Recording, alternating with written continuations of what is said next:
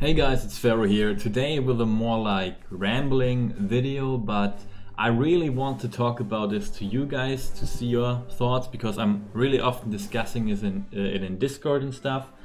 And it's about the, to me, biggest problem of South Park Phone Destroyer, and that is the complete upgrade system.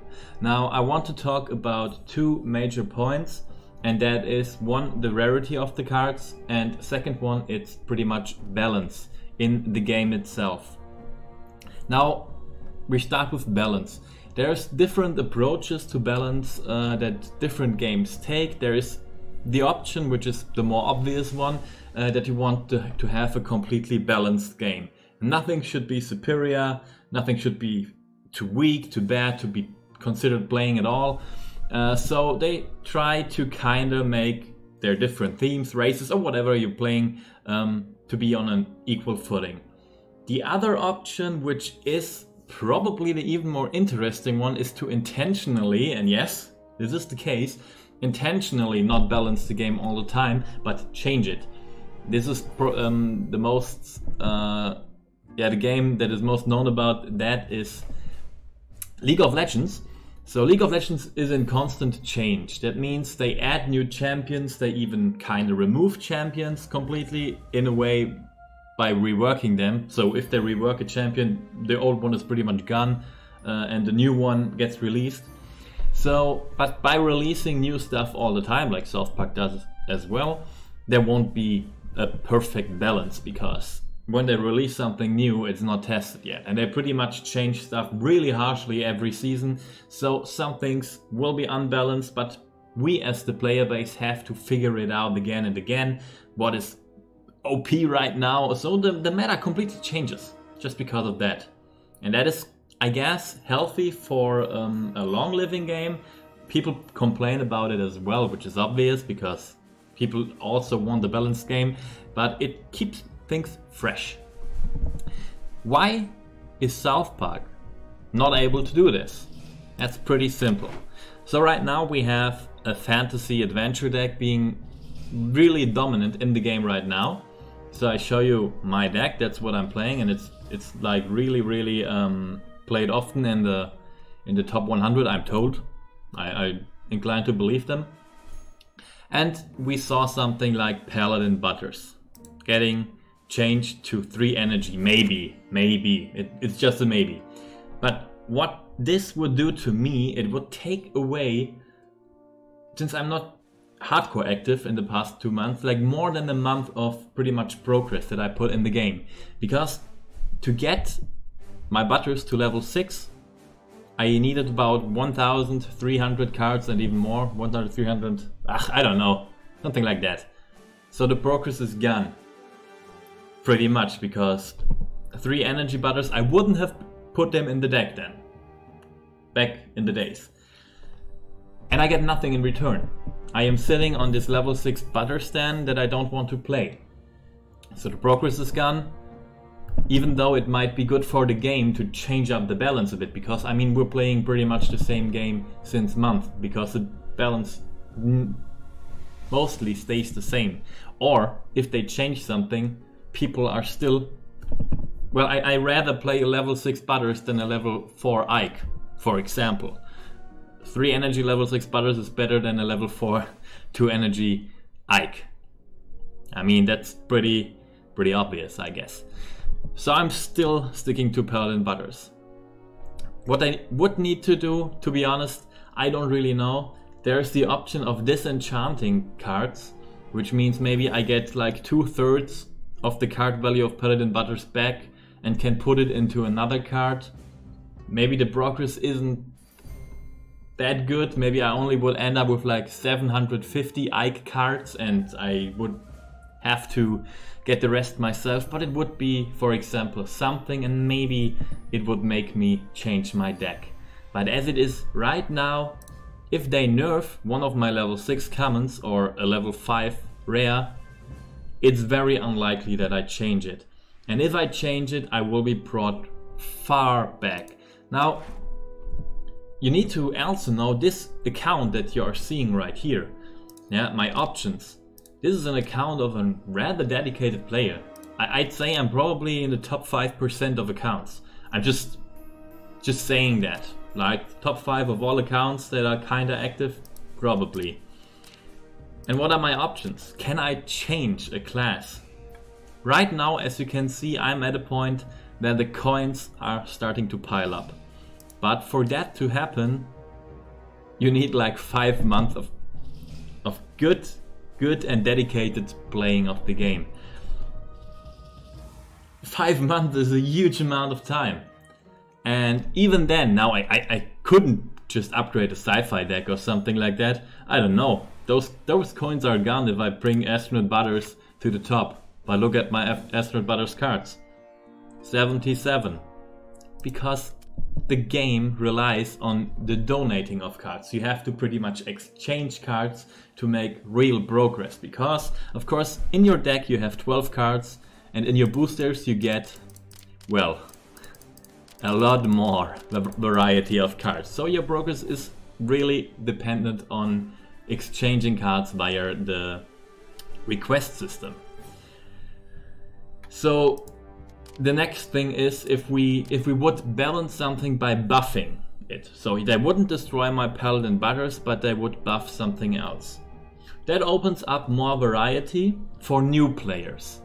But us old people and us not pay to win people, non-whales, they're not gonna get there.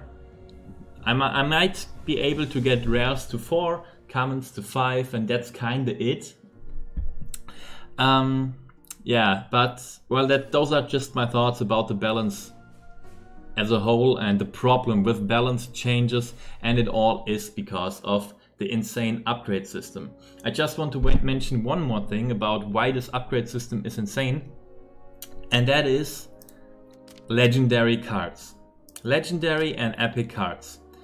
Now, I want to show you who can we check as an example. I have opened the Cardmans. Now, the thing is, I have, let me see, Dark Mage Cardman. I've been pretty damn lucky.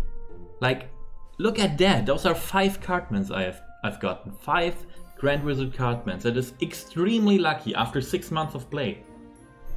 And I can only get him to level 2. This guy, level 2 Cardman on max stats. Let me check here. I want to show you. He cannot kill level 4 rats with 1 hit. I mean, who would want to play this? No one. Now, the problem is, if you now buff Cardman, because we can only get him so far to maybe level 3, that's people who got lucky or are kind of whalish, maybe have a level 3 Cardman, and they would buff him. Well, do they keep him buffed when people reach the final stage? Because look at that Cardman. Look at the level 6 max upgraded Cardman. That is something no one can probably reach. But why is it there then? Why does it exist that epics and legendaries can reach the same level as common cards? Play Clash Royale, play pretty much any other game. They cannot reach the same level. Or they scale terribly. Or that you know, you could do it like all those stat points, make him nearly maxed at max level 4, make him nearly maxed there, and from then on just throw, I don't know, a few points in every now and then. But the existence of also epics, let me just check, show you epics. Oh, I've prepared some. You see here a level 6 maximum upgrade Paladin Butters. This Butters, 260 health, gets crushed by Choboy Butters on level 6. No one has Choboy Butters level 6, and it's probably insane. At some point maybe someone has it, but when this point is reached, what is Rattlings going to do? Some dude upgraded Choboy Butters to level 6. He is by far the strongest assassin with 2 energy and dominating every other assassin by freaking far, even returning some energy. What is Rattlings going to do? Are they going to destroy this Choboy Butters? Some whale upgraded to level 6? I don't know. But this is a big problem because it stops the game from having a variety. Because Joe by Butters, level 4, which is what actually dedicated player can reach. Sorry. A level 4 Joe by Butters, you see here. Let's compare this guy to the level 6. Someone who has a level 6 Butters also has a level 4 Joe by Butters. Those are the stats that compare. Who the hell would want to play Joe by Butters now? No one. No one would want to play him. And that's the only really solution that makes sense is they should delete level 7 and level 6 epics and legendaries. Delete it. It's non-existent. You should not be able to upgrade a legendary to level 7 and distribute the points that Joe by Butters would get from level 6 to 7. Distribute those points to the 5, 4, 3, 2, 1. Make him stronger along the curve so that a level 4 Joe by Butters can actually be a competition to a level 6 Paladin Butters. When this happens, every epic and every legendary in the game could become actually playable. And that adds variety to the freaking game, because we cannot exchange epics and legendaries. You can only request commons and rare cards. So everyone has some epics and some legendaries stored, and they can actually see freaking play. I mean, we're all excited about getting a legendary, but who the hell sees play? Sci-Fi Timmy and some Stand of Many Moons. All those others sitting on the bench. They're just collectibles, I guess. This would be a huge fix. And I'm kind of saying this since I started the game, because my mind was kind of blown. What? You can upgrade a legendary to level 7, and what amount of cards do you need? I don't even remember what it was, but it was, I believe, something like 100 legendaries of the same legendary. I got insanely lucky with Ninja and got 8. I don't play him, but I have 8 Ninjas sitting around. 8. Extremely lucky. After 7 months of playing, 8 Ninjas. I hope maybe I can, I don't know, I have a little bit of an influence. Maybe I can have someone listen to this. This needs to somehow happen. This needs to change, because we keep dropping our level 6 commons on the floor. They might be at some point worthless when the whales reach level 6 epics, and then what's that? Then we only play epics or what? And all the commons become irrelevant. I don't know, but something like this is not good planned out. There needs to be a huge change regarding this. And the legendary and epic buffs a few months ago was not it. That's going to be it about this rambling video. And I see you guys in the next one. Thanks for watching.